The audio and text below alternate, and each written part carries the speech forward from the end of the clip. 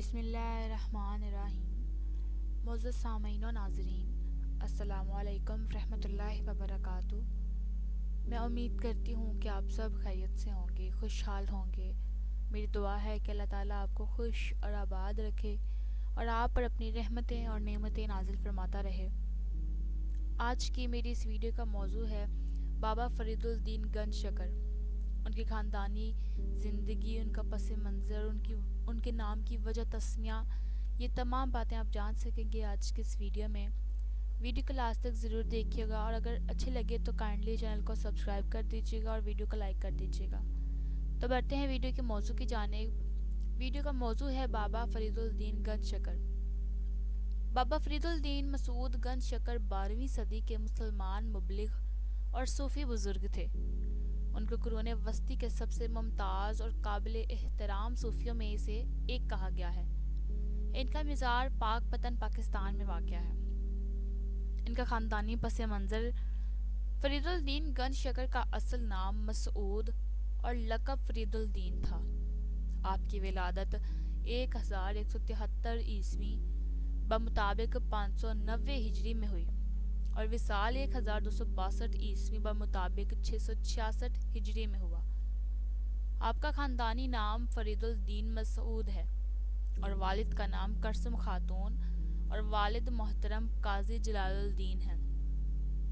بابا فرید 5 سال کی عمر میں یتیم ہو گئے تھے۔ آپ بغیر کسی شک و شبہ کے پنجابی ادب کے پہلے اور پنجابی شاعری کی بنیاد مانے جاتے ہیں۔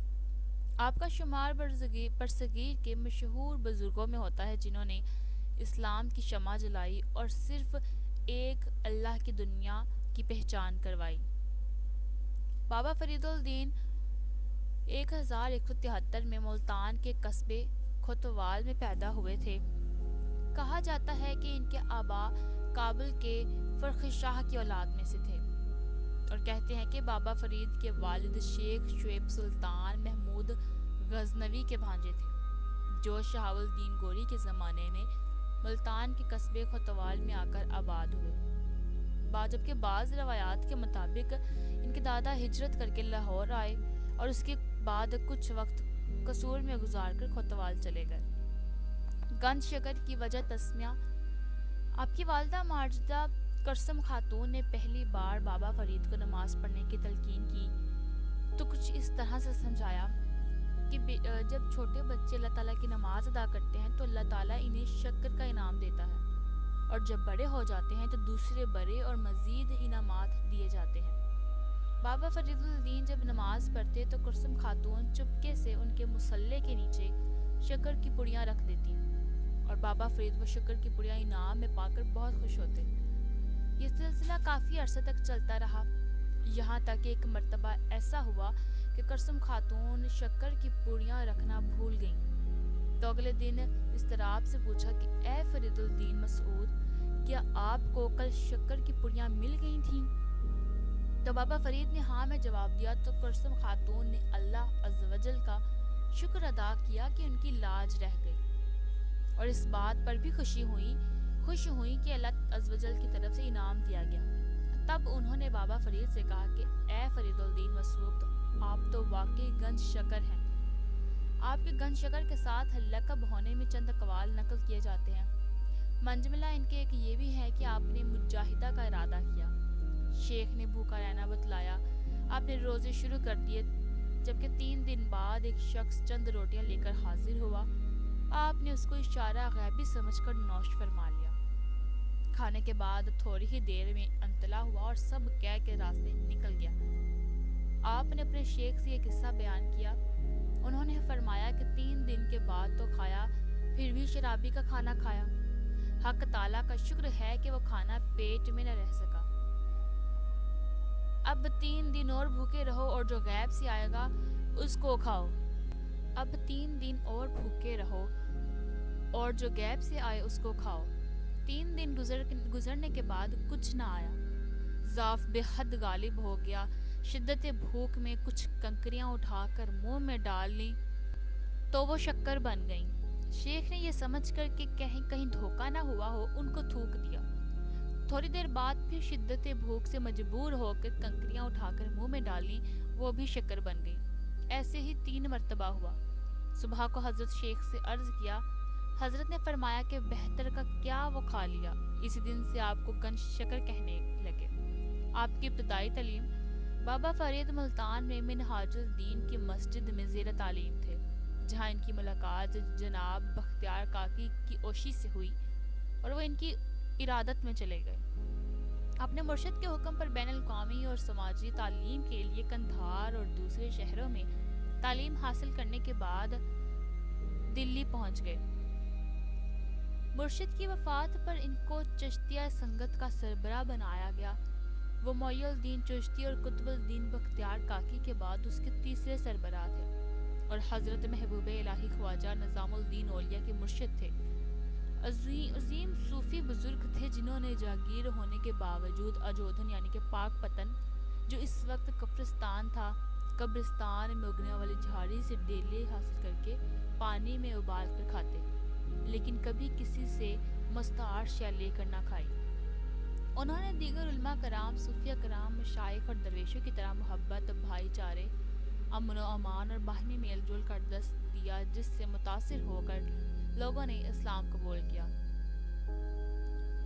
ان کی شاعری میں فارسی، عربی، سنسکرت کے الفاظ ملتے ہیں۔ وہ پنجابی شاعری کے پہلے شاعر تھے۔ کہا جاتا ہے کہ ان کو دلی کی شان و شوکت ہرگز پسند نہ تھی، جس کی وجہ سے وہ پہلے ہانسی اور پھر اجودھن یا پاک پتن میں ڈیرہ نشیں ہو گئے۔ لیکن کچھ روایات کے مطابق دلی اور اس کے گرد و نواح کے چشتیہ اشرافیہ ملتان کے قصباتی نوجوان کو سربراہ ماننے کو تیار نہ تھی اور ان کے خلاف سازشیں ہو رہی تھیں، جس کی وجہ سے وہ پاک پتن تشریف لے آئے۔ شاید دونوں ہی باتیں ہی درست ہوں کہ ان کے خلاف سازشیں بھی ہو رہی ہوں اور ان کو اپنے دیس کی عوامی زندگی بھی پسند ہو۔ وہ کہتے ہیں کہ فریدہ برے دھا بھلا کر، غصہ من نہ ہنڈا، دیہی روگ نہ لگیے پلے سب کچھ پا۔ فریدہ، اس کا مطلب کچھ یہ ہے کہ فریدہ برے کا بھلا کر تاکہ تمہارا دل غصے کے تصرف میں نہ چلا جائے، غصے کی نظر نہ ہو جائے، اور اگر تم جسم کو روگ نہیں لگانا چاہتے ہو تو سب غصے والی چیزیں سمیٹ لو۔ پاک پتن اس زمانے میں تجارتی شاہراہ پر ایک اہم مقام تھا۔ دریائے ستلج کو یہیں سے پار کیا جاتا تھا۔ یہ بات حادثاتی نہیں ہے کہ پنجابی کے دوسرے کلاسیکی دانشوروں نے تجارتی مقامات پر زندگی گزاری جہاں ان کو دنیا کے بارے میں اطلاعات ملتی رہتی تھی۔ بہت سی تاریخی دستاویزات سے پتہ چلتا ہے کہ بہت سے عالم دور دراز سے گرامر اور زبان دانی کے مسائل حل کرانے کے لیے بابا فرید کے پاس پاک پتن تشریف لایا کرتے تھے۔ بابا فرید الدین کی شادی حامد بن فضل جمالی کا کہنا ہے کہ بابا فرید نے پاک پتن میں ہی شادی کی، حالانکہ بعض تاریخی حوالوں کے مطابق وہ دلی میں بادشاہ ناصر الدین محمود کے دربار میں گئے، جہاں بادشاہ نے اپنی بیٹی ہزابارہ کی شادی ان سے کرا دی، لیکن بعد میں ہونے والے واقعات سے پتہ چلتا ہے کہ انہوں نے عوامی رنگ میں رنگتے ہوئے اپنے طبقے میں ہی شادی کی تھی۔ 5 محرم الحرام یعنی کہ 1265 عیسوی بمطابق 666 ہجری 92 سال کی عمر میں وفات پائی۔ ان کا مزار شہنشاہ محمد بن تغلق نے تعمیر کروایا جو آپ کے مرید تھے۔ بابا فرید کے کچھ مشہور اقوال زریں کچھ یوں ہیں کہ انسانوں میں رذیل ترین وہ ہے جو کھانے پینے اور پہننے میں مشغول رہے۔ جو سچائی جھوٹ کے مشابہ ہو اسے اختیار مت کرو، نفس کو اپنے مرتبہ کے لیے خوار نہ کرو۔ اگر تم بزرگوں کا مرتبہ چاہتے ہو تو بادشاہوں کی اولاد سے دور رہو۔ جب کوئی مومن بیمار ہو تو اسے معلوم ہونا چاہیے کہ یہ بیماری اس کے لیے رحمت ہے جو گناہوں سے اس کو پاک کرتی ہے۔ درویش فاقے سے مر جاتے ہیں مگر لذت نفس کے لیے قرض نہیں لیتے۔ جس دل میں اللہ کا ذکر جاری رہتا ہے وہ دل زندہ رہتا ہے اور شیطانی خواہشات اس پر غلبہ نہیں پا سکتی۔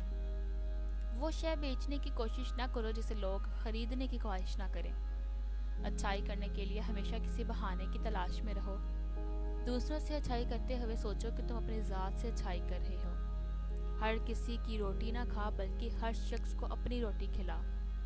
وہ لوگ جو دوسروں کے سہارے جینے کا ارادہ رکھتے ہوں وہ تساہل پرست، کمزور اور مایوس ہوتے ہیں۔ اطمینان قلب چاہتے ہو تو حسد سے دور رہو۔ اور یہیں پر حضرت بابا فرید گنج شکر کے متعلق تمام معلومات ختم ہوتی ہے۔ امید کروں گی ناظرین کی آج کی ویڈیو اور آج کا موضوع آپ کو پسند آیا ہوگا۔ اگر ویڈیو اچھی لگی ہو تو لائک شیئر اور کمنٹ ضرور کیجیے گا اور کائنڈلی چینل کو سبسکرائب کر دیں۔ اپنی دعا میں یاد رکھیں۔ اللہ حافظ۔